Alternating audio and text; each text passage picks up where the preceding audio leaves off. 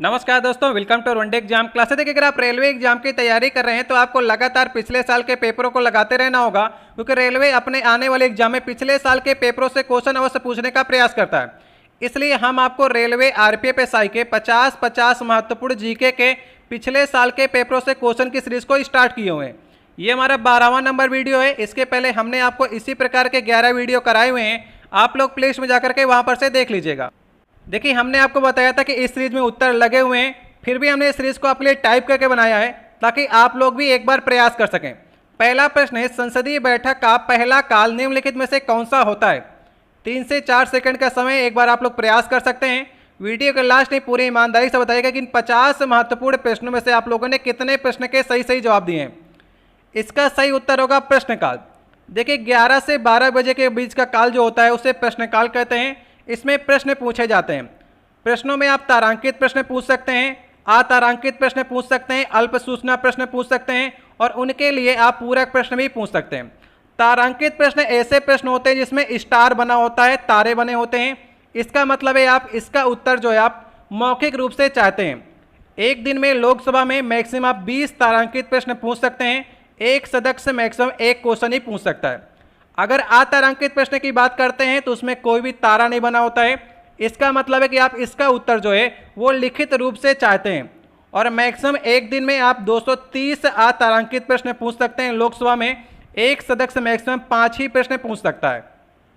इसके बाद बात करते हैं शून्यकाल। आपसे दिया गया है शून्यकाल जो होता है 12 से 1 बजे के बीच का काल होता है। इस काल के दौरान सदस्य अविलंबी महत्व के जो मुद्दे होते हैं उन्हें उठाते हैं और उन पर तुरंत कार्रवाई की मांग करते हैं। इसमें दिया गया तीसरा नंबर, आधे घंटे की चर्चा। आधे घंटे की चर्चा लोकसभा में सोमवार, बुधवार और शुक्रवार को होती है। जिन प्रश्नों का उत्तर सदन में दिया जा चुका होता है उन प्रश्नों से उत्पन्न होने वाले मामलों की चर्चा जो होती है वो आधे घंटे में की जाती है। इसके बाद दिया गया चौथा ऑप्शन, अल्प आवधिक चर्चा। अल्प आवधिक चर्चा में लोक महत्व के मुद्दे उठाए जाते हैं। तो सही ऑप्शन क्या है इसका? प्रश्नकाल होगा। चारों ऑप्शन मैंने आपको बताने का प्रयास किया है। देखिए, अगर आपको वीडियो अच्छा लग रहा हो तो वीडियो को लाइक और कर दीजिएगा। अगर आप हमारे चैनल के माध्यम से पहली बार आ रहे हो तो नीचे आपको लाल रंग की सब्सक्राइब की बटन दिखेगी, उसे दबाकर लाल से काली कर दीजिएगा ताकि आने वाली वीडियो की नोटिफिकेशन आपके पास सबसे पहले पहुंच सके। दूसरा नंबर प्रश्न है, हेनरी वियनियन डेरिजियो का संबंध किस आंदोलन से है? सही ऑप्शन होगा युवा बंगाल आंदोलन। ये कब हुआ था? 1826 में हुआ था। पहले ऑप्शन में लिखा गया थियोसोफिकल सोसाइटी या फिर थियोसोफिकल आंदोलन। ये कब हुआ था आपका? 1882 में हुआ था। और इसके प्रवर्तक कौन थे? याद रखिएगा, मैडम ब्लाटवास्की एवं कर्नल आलकाट। ठीक है, याद रहेगा। दूसरे नंबर पर लिखा गया है रामकृष्ण आंदोलन या फिर रामकृष्ण मिशन। ये कब हुआ था? 1897 में। इसके प्रवर्तक का नाम स्वामी विवेकानंद था, याद रखिएगा। प्रार्थना समाज लास्ट ऑप्शन में दिया गया है। इसकी स्थापना हुई थी 1867 में। प्रार्थना समाज बंबई में हुई थी। केशव चंद्र के सहयोग से एम.जी. रनाडे, आत्माराम पांडुरंग एवं देवेंद्र नाथ ठाकुर ने प्रार्थना समाज की स्थापना की थी। तीसरा नंबर प्रश्न है, समान ऊर्जा वाली कक्षाएं क्या दर्शाती हैं? बताइए।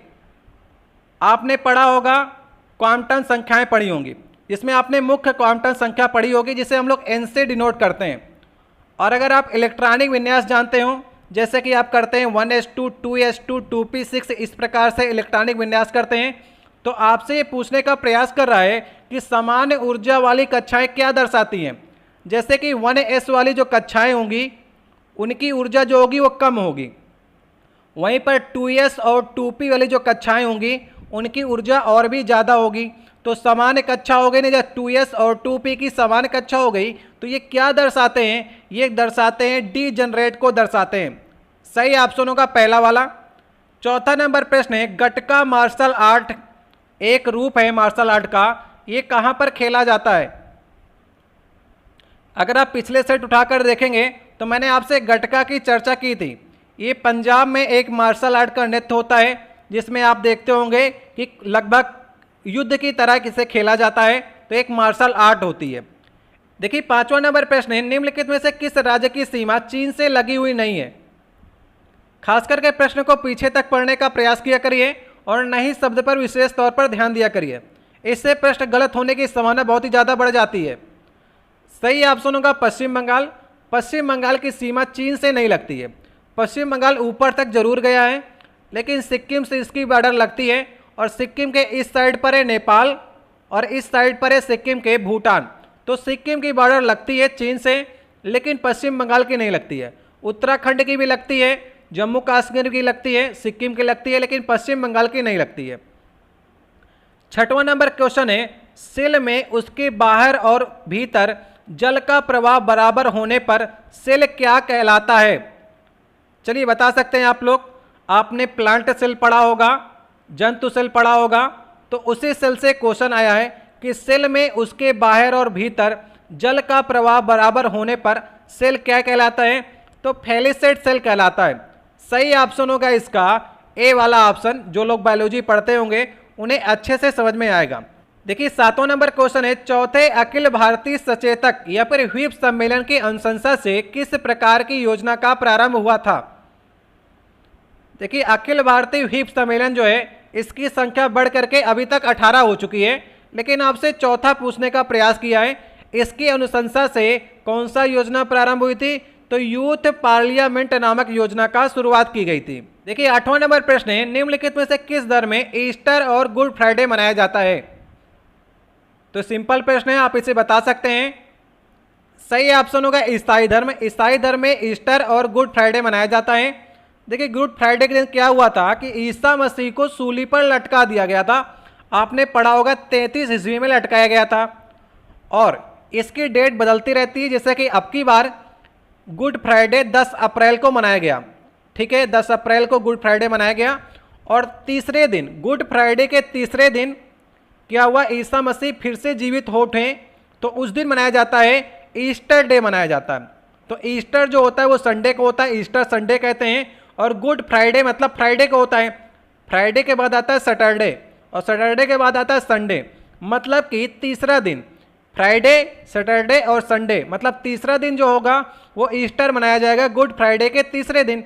मतलब कि 12 अप्रैल को ईस्टर मनाया गया आपकी बार, ठीक है। याद रखिएगा कोई भी निश्चित डेट नहीं है, हर साल ये बदलती रहती है। इसके बाद नेक्स्ट नंबर क्वेश्चन है, राष्ट्रीय राजमार्ग संख्या 3 आगरा से कहां तक की है? ये आपसे पुराना डेटा पूछ रहा है।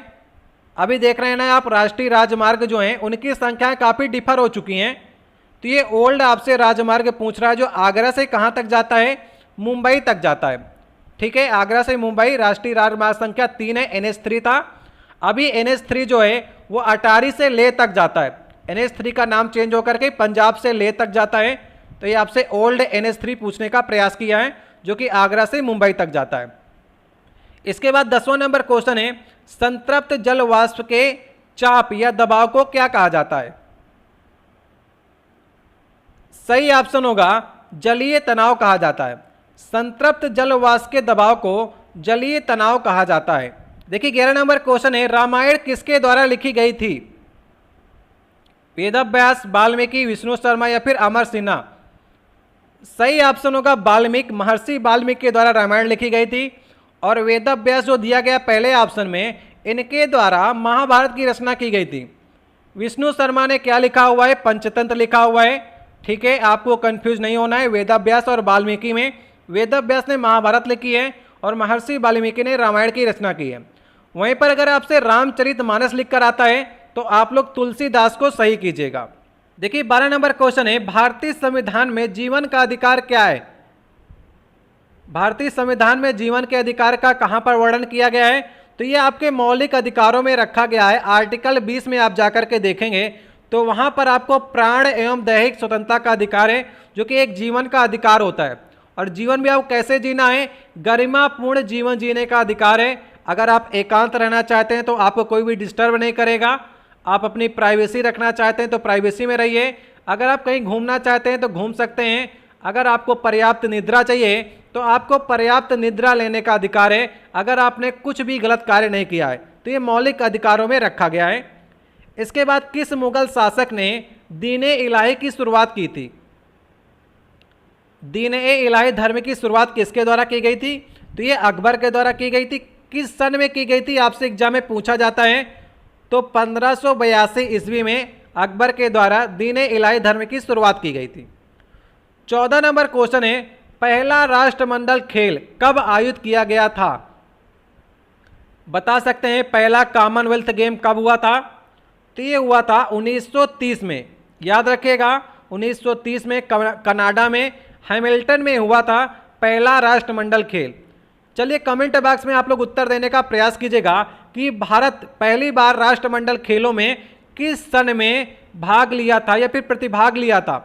ठीक है, बता सकते हैं 1930 से तो स्टार्टिंग हुई है, और भारत ने कब इसमें प्रतिभाग लिया राष्ट्रमंडल खेलों में, आप लोग कमेंट बॉक्स में बताइएगा। देखिए 15 नंबर क्वेश्चन है, निम्नलिखित में से क्या दौड़ प्रतियोगिता में दौड़ की समापन पद्धति से संबंधित नहीं है?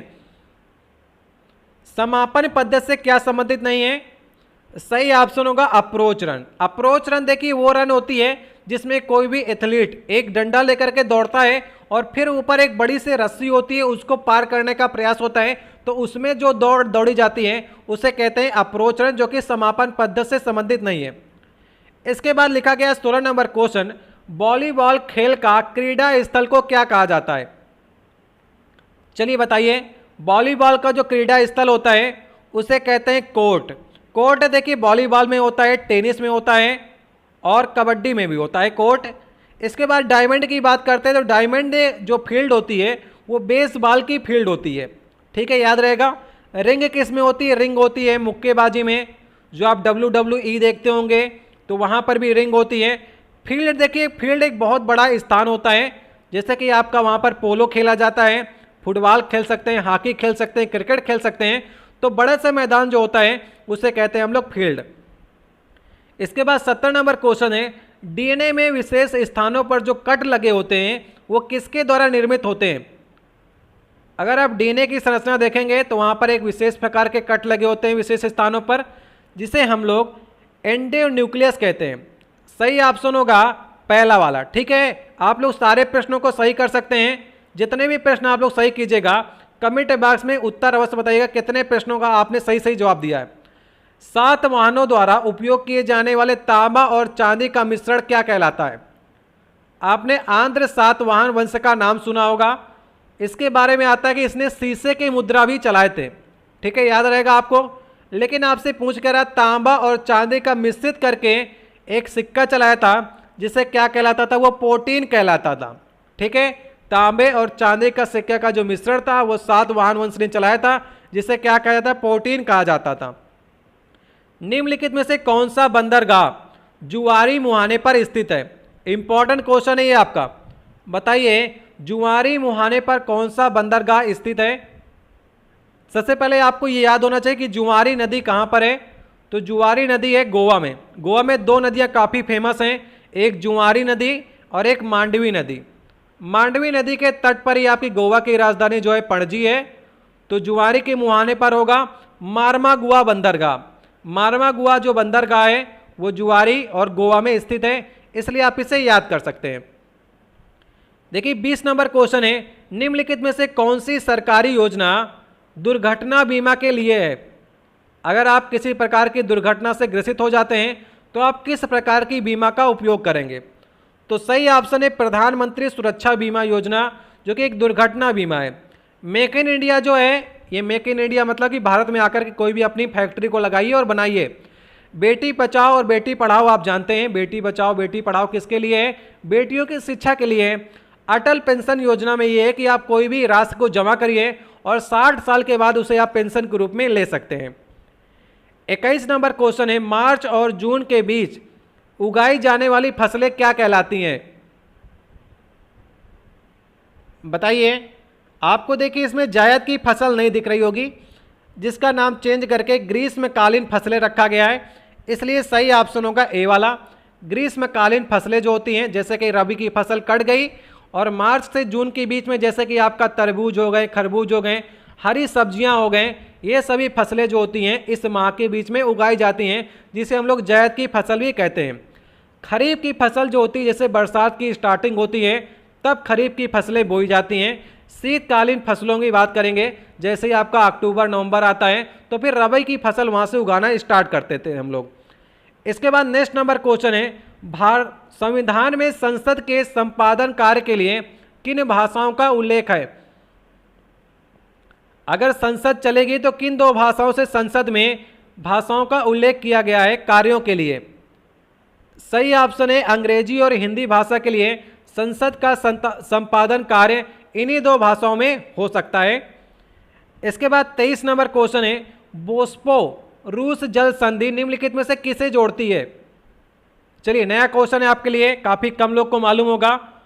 बोस्पो रूस जल संधि है, किसे किसे जोड़ेगी? सही ऑप्शन है काला सागर और मरमरा सागर। काला सागर, मरमरा सागर और उसके नीचे अगर आप आएंगे तो भूमध्य सागर होता है। तो खास करके काला सागर और भूमध्य सागर के बीच में एक मरमरा सागर होता है। तो मरमरा सागर और काला सागर के बीच में बोस्पो रूस की जल संधि है। ठीक है, याद रहेगा आपको। कमेंट बॉक्स में एक प्रश्न का और उत्तर देने का प्रयास कीजिएगा कि लाल सागर और भूमध्य सागर को कौन सी नहर जोड़ती है? अभी मैंने आपको पिछले वाले सेट में कराया हूं और आपको अगर याद होगा तो आप लोग कमेंट बॉक्स में उत्तर को बता सकते हैं। बताइएगा लाल सागर और भूमध्य सागर को कौन सी नहर जोड़ती है? और बोस्पो रूस जल संधि है काला सागर और मरमरा सागर के मध्य में। देखिए 24 नंबर क्वेश्चन है, राष्ट्रध्वज और राष्ट्रगान का सम्मान करना किस नियमावली के अंतर्गत आता है? 4 ऑप्शन है, इसे अच्छे से पढ़ने का प्रयास कीजिए। सही ऑप्शन होगा ये आपका मौलिक कर्तव्य है। 11 मौलिक कर्तव्य आपको बताए गए हैं, जिसमें से पहला मौलिक कर्तव्य क्या है?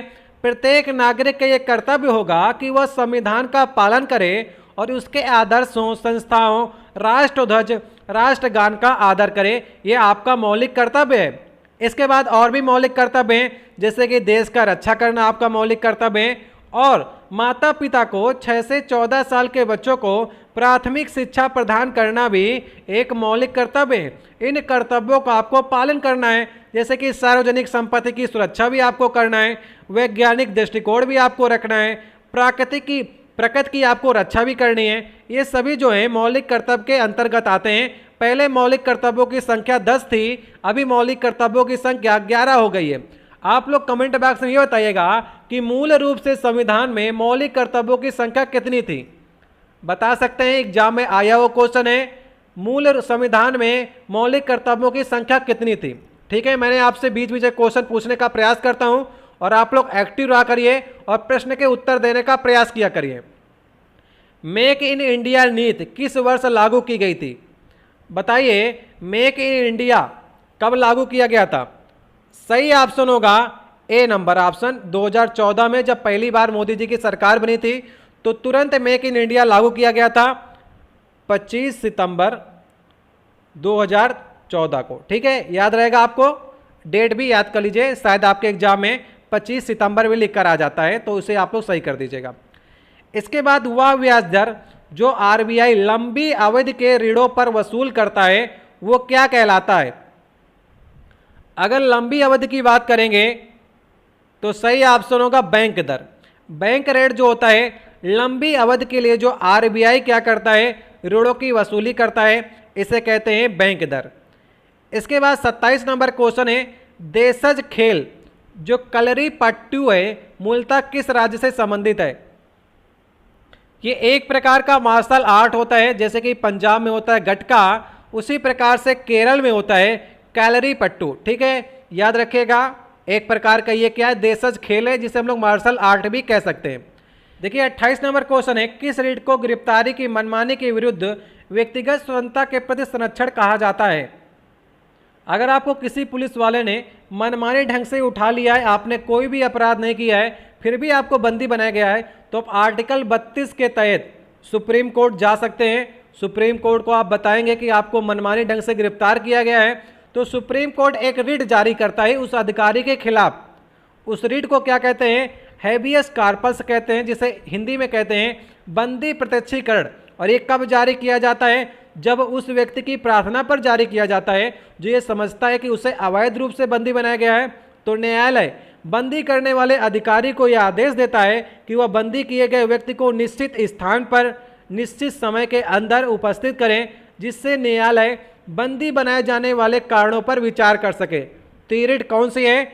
बंदी प्रत्यक्षीकरण है।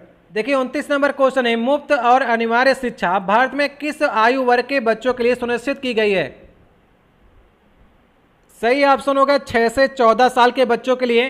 हमने आपको बताया था कि एक 86वां संविधान संशोधन 2002 में हुआ था।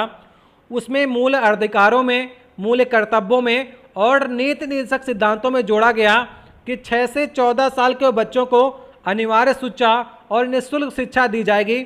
याद रखिएगा, दूसरा ऑप्शन सही है। इसके बाद 30 नंबर प्रश्न है, निम्नलिखित में से कौन सा निशानेबाजी खेल से संबंधित नहीं है? तो कौन नहीं लग रहा है आपको? राजवर्धन सिंह राठौर तो निशानेबाज हैं, जीतू राय भी हैं, अभिनव बिंद्रा भी हैं, सुशील कुमार नहीं है। सुशील कुमार का संबंध किससे है? कुश्ती से है, याद रखिएगा। इसके बाद 31 नंबर क्वेश्चन है, अशोक ने धम्म के प्रचार के लिए किस नए पद का निर्माण किया था? सही ऑप्शन होगा धम्म महापात्र। हमने आपको बताया था कि पहले वाली जो बौद्ध संगति हुई थी, समिति हुई थी, उसमें सुक्त पिटक और विनय पिटक जोड़े गए थे। लेकिन तीसरी वाली जो अशोक के शासनकाल में हुई थी पाटलिपुत्र में, उसमें एक अभिधम्म पिटक भी जोड़ा गया जो कि धम्म महापात्र है। धम्म के प्रचार के लिए नया पद सृजन किया गया था अशोक के द्वारा। 32 नंबर क्वेश्चन है, स्टैचू ऑफ लिबर्टी किस शहर में स्थित है? बताइए, स्टैचू ऑफ यूनिटी तो आप जानते होंगे भारत में है, स्टैचू ऑफ लिबर्टी किस शहर में स्थित है? सही ऑप्शन है न्यूयॉर्क में है, जो कि आप अमेरिका में पड़ता है। न्यूयॉर्क में स्टैचू ऑफ लिबर्टी है। वो जो आप महिला देखते हैं ना, खड़ी होती है मशाल लिए हुए, वो रोमन की एक देवी है। और इसकी प्रतिमा की ऊंचाई कितनी है? लगभग 151 फुट की है, अगर सिर्फ प्रतिमा की बात करते हैं तो। और ये प्रतिमा किसकी बनी हुई है? तांबा की बनी हुई है। इसके बाद 33 नंबर क्वेश्चन है, नृत्य, नाट्य और नृत्य शब्द निम्नलिखित में से किस भारतीय कला से संबंधित हैं? सही ऑप्शन होगा नृत्य कला से। आप देख सकते हैं नृत्य, नाट्य और नृत्य जो हैं ये भारतीय कला के नृत्य कला से संबंधित हैं। सही ऑप्शन कौन सा होगा? दूसरा वाला ऑप्शन। 34 नंबर क्वेश्चन है, ऑल इंडिया मुस्लिम लीग का गठन किस वर्ष किया गया था? बताइए, ऑल इंडिया मुस्लिम लीग कब बनी थी? 1906 में बनी थी। किसने निर्माण किया था? आंगा खान ने और सलीम उल्लाह खान ने ढाका में ऑल इंडिया मुस्लिम लीग की स्थापना की थी। इसके बाद नेक्स्ट नंबर क्वेश्चन है, यूरिक अम्ल के ठोस कणों के जमाव के कारण हुई जोड़ों में सूजन को क्या कहा जाता है? बताइए, इसको कहा जाता है, सही ऑप्शन होगा गाउट, जिसे कहते हैं वात रक्त कहते हैं। ये गठिया का ही रूप होता है, जिसमें अगर यूरिक अम्ल में ठोस कणों का जमाव हो जाता है तो बहुत अधिक जोड़ों में जलन होती है। ठीक है, सही ऑप्शन होगा दर्द होता है, सूजन आ जाती है, तो वात रक्त या गाउट कहते हैं इसे। इसके बाद 36 नंबर क्वेश्चन है, पीएन जंक्शन के निर्माण के समय कौन सी दो महत्वपूर्ण क्रियाएं संपन्न होती हैं? आप इंटर में पढ़ते होंगे, पीएन जंक्शन जो होता है डायोड बनता है इससे, जिसमें आप देखते होंगे कि इलेक्ट्रॉन्स जो हैं कोटर की ओर चलते हैं। तो अगर उसको आप पढ़ेंगे तो वहाँ पर आपको एक शब्दावली मिलेगी जिसे कहते हैं डिफ्यूजन एंड डिप्ट। डिफ्यूजन में क्या होता है? जब आप बिना इलेक्ट्रिक के इलेक्ट्रॉन जो हैं होल की तरफ जाते हैं, जब आप इलेक्ट्रिक का प्रवाह कर देते हैं तो ड्रिफ्ट कहते हैं उसे, उसमें और तेजी से इलेक्ट्रॉन्स जो हैं होल की तरफ जाने लगते हैं। सही ऑप्शन होगा इसका सी वाला option, diffusion and drift. 37 number question है, special Olympic world winter game हर साल कितने साल में आयोजित किए जाते हैं? तो स्पेशल ओलंपिक जो होते हैं विंटर वाले गेम वो 4 साल में ही होते हैं। ओलंपिक ज़्यादातर गेम जो हैं वो 4 साल में आपके होते हैं। सही ऑप्शन है पहला वाला। देखिए 38 नंबर क्वेश्चन है, किस प्रक्रिया में सिस्टम अपने बाह्य वातावरण से निरपेक्ष रहता है जिससे अवशोषित या उत्सर्जित ऊष्मा का मान शून्य होता है? इसके प्रश्नों का लेवल काफ़ी ज़्यादा अच्छा है और पिछले साल का पेपर आप इसलिए लगाते हैं कि आपने जो इंटर में चीज़ें पढ़ी हैं वो आपको रिवीजन भी करनी है। आपने ऊष्मागतिकी पढ़ी होगी, वहाँ पर आपने एक रुद्धोष्म प्रक्रम पढ़ा होगा जिसे हम लोग कहते हैं एडियाबैटिक प्रोसेस। उसमें क्या होता है कि ना तो अंदर की एनर्जी बाहर जाती है ना तो बाहर की एनर्जी अंदर आती है, तभी ऊष्मा का मान जो होता है शून्य हो जाता है। तो कौन सा प्रोसेस है? एडियाबैटिक प्रोसेस है। सही ऑप्शन होगा ए वाला ऑप्शन। देखिए 39 नंबर क्वेश्चन है, कार्बोहाइड्रेट जो जल अपघटन में मोनोसेकेराइड की 2 से 10 इकाई तक उत्पन्न करता है वो क्या कहलाती हैं?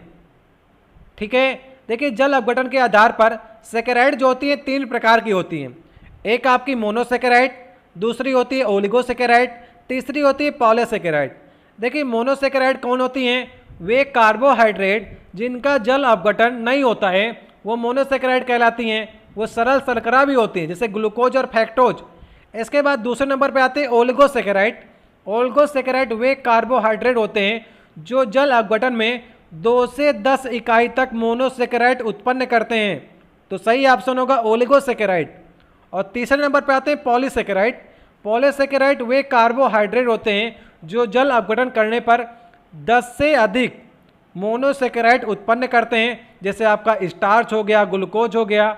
और ओलिगोसेकेराइड में क्या क्या आते हैं जैसे आपका सुक्रोज हो गया, माल्टोज हो गया। तो ये 2 से 10 इकाई तक मोनोसेकेराइड उत्पन्न करते हैं।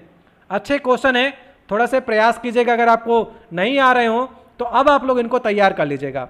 देखिए 40 नंबर क्वेश्चन है, राम सेतु परियोजना के माध्यम से किसे जोड़ा जा रहा है? थोड़ा से दक्षिण का आप लोग मानचित्र समझने का प्रयास कीजिएगा। ये दक्षिण का मैंने आपको क्षेत्र बनाया, तमिलनाडु का क्षेत्र है ये। और ये नीचे आप श्रीलंका देखते होंगे। तो इसके बीच में प्रवाल भित्तियों की एक संरचना है जिसे हम लोग राम सेतु कहते हैं। आपने रामायण देखी होगी, राम जी ने एक सेतु का निर्माण किया था लंका जाने के लिए, रावण का वध करने के लिए।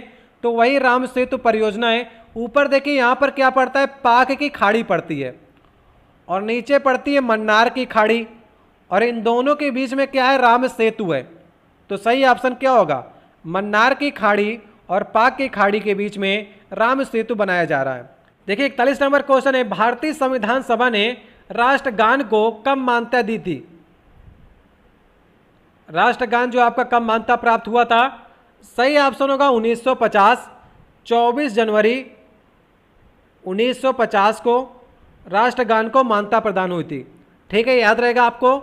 देखिए 42 नंबर क्वेश्चन है, देश के न्यायिक मामलों में भारत सरकार को परामर्श देने का कर्तव्य किसका होता है? सही ऑप्शन होगा भारत का महान्यायवादी। आर्टिकल 76 में भारत के महान्यायवादी की चर्चा की गई है जो भारत का एक विधि अधिकारी होता है। ये भारत सरकार को परामर्श देता है कोई भी न्यायिक मामलों में। इस समय कौन है महान्यायवादी? के वेणुगोपाल राव हैं। याद रखिएगा। आप लोग कमेंट बॉक्स में इसका प्रयास कीजिएगा बताने का कि राष्ट्रपति को कौन परामर्श दे सकता है या राष्ट्रपति किससे परामर्श लेने जा सकता है। मैंने आपको बताया है, आप लोग ये बता सकते हैं। देखिए 43 नंबर क्वेश्चन है, निम्नलिखित में से किस पंचवर्षीय योजना को गरीबी हटाओ नारे के साथ शुरू किया गया था? इसके 2 आंसर आपको किताबों में लिखे हुए मिलेंगे। एक 5वीं भी लिखता है, एक 6ठी भी लिखता है। देखिए 1971 में जब आम चुनाव हुए थे तब इंदिरा गांधी जी ने गरीबी हटाओ का नारा दिया था। जब 5वीं पंचवर्षीय योजना आई 1974 से 78 में तो उसमें भी गरीबी उन्मूलन जिक्र किया गया था। और 6वीं जब आई 1980 से 84 वाली जो पंचवर्षीय योजना, उसमें भी गरीबी हटाओ का नारा दिया गया था। तो ये दोनों ही पंचवर्षीय योजना, इसलिए आपकी किताबों में अलग अलग उत्तर लिखा मिलेगा, कहीं पर 5वीं कहीं पर 6ठी। लूसेंट में आपको 5वीं लिखी मिलेगी, लेकिन रेलवे ने उसका उत्तर जो सही किया है वो 6ठी पंचवर्षीय योजना सही किया है। 44 नंबर क्वेश्चन है, स्पर्श रेखी बल लगने के कारण प्रति इकाई क्षेत्र से उत्पन्न प्रत्यानयन बल को किस रूप में जाना जाता है? सही ऑप्शन होगा कार्तन प्रतिबल होता है। अगर आप प्रतिबल पढ़ेंगे तो वहां पर आप कार्तन प्रतिबल दिखेगा। स्पर्श रेखी बल लगने के कारण प्रति इकाई क्षेत्रफल पर उत्पन्न होने वाले प्रत्यानयन बल को कर्तन प्रतिबल कहा जाता है। इसके बाद 45 नंबर क्वेश्चन है, हीरो के लिए भारत का कौन सा जिला जो है वो प्रसिद्ध है? हीरा आपको मालूम है मध्य प्रदेश की पन्ना की खान में हीरा पाया जाता है। तो सही ऑप्शन होगा बी वाला। ठीक है, मध्य प्रदेश की पन्ना खान में। 46 नंबर क्वेश्चन है, राज्य के नीति निर्देशक सिद्धांतों से क्या तात्पर्य है?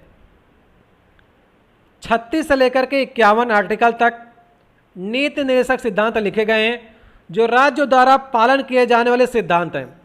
एक राज्य को कल्याणकारी अगर बनाना है तो ये नीति निर्देशक सिद्धांतों का पालन करता है तो ये राष्ट्र हित में होगा। सही ऑप्शन होगा बी वाला। विजयनगर साम्राज्य के संस्थापक कौन थे? ये तो सरल क्वेश्चन है आपके लिए, बता सकते हैं। 1336 में विजयनगर साम्राज्य की संस्थापना की थी? हरिहर और बुक्का ने। इसने अपने पिता के नाम पर इस वंश का नाम संगम वंश रखा। आगे संगम वंश के बाद सुलु वंश आता है, तुलु वंश आता है। तो याद रखिएगा आप लोग, विजयनगर साम्राज्य, हरिहर और बुक्का, ठीक है, याद रहेगा। इसके बाद 48 नंबर क्वेश्चन है, इडुक्की हाइड्रो इलेक्ट्रिक परियोजना किस राज्य में स्थित है? बताइए, इडुक्की जो परियोजना है किस राज्य में है? तो इडुक्की नदी कहाँ पर है? केरल में पड़ती है। केरल में इडुक्की नदी है और पेरियार नदी है। तो दोनों ही परियोजनाएं जो होंगी किस राज्य में होंगी? केरल राज्य में होंगी। 49 नंबर क्वेश्चन है, किस नदी को चीन का शोक कहा जाता है? सही ऑप्शन होगा ह्वांगहो नदी। जब ये ह्वांगहो नदी में बाढ़ आती है तो काफ़ी तबाही मचाती है, इसलिए चीन का शोक कहा जाता है। इसी नदी को पीली नदी भी कहा जाता है, ह्वांगहो नदी को, क्योंकि ये पीले रंग के जो आपका क्षेत्र होता है उसके पास से बहती है, तो इसका पानी जो होता है वो पीला रंग का हो जाता है। और जहाँ पर ये गिरती है जाकर के, वहीं पर पीला सागर का निर्माण भी करती है।